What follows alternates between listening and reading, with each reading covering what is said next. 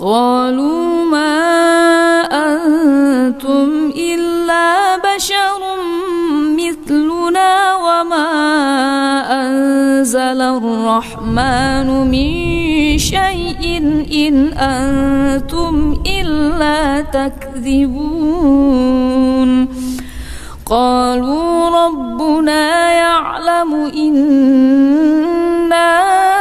إليكم لمرسلون وما علينا إلا البلاغ المبين قالوا إنا تطيرنا بكم لئن لم تنتهوا لنرجمنكم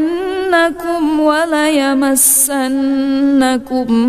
منا عذاب أليم.